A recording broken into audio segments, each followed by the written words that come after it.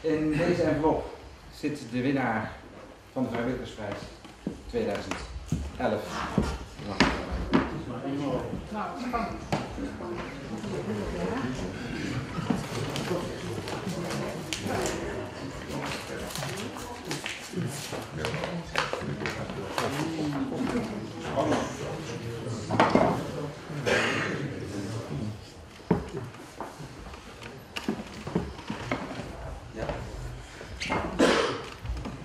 De winnaar van de Vrijwilligersprijs in 2011 is de Doesburgse Hanzefeest.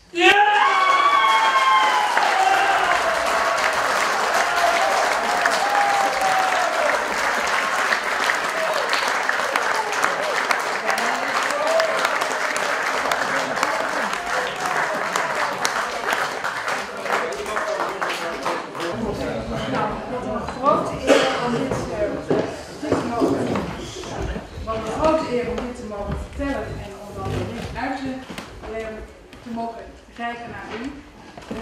Ik heb helaas nog nooit hiervan mogen genieten, maar het is een grote uitnodiging nu om weer eens in Doesburg te komen. En met heel veel genoegen reik ik u aan.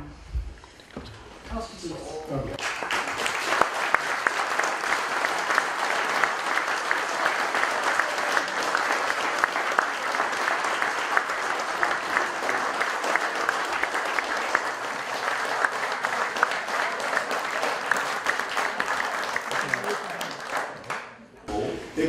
Ik wil u hartelijk bedanken voor deze mooie prijs. U begrijpt, het is niet mijn verdienste, maar het is verdienste van het hele team en van alle 350 vrijwilligers die aan de Hanze meewerken.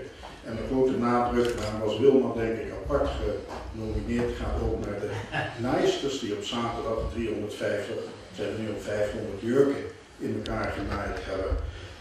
Het aardige van vrijwilligers is dat ze het voor niets doen. Dat kun je op alle manieren opvatten, maar bij ons gaat het in de goede.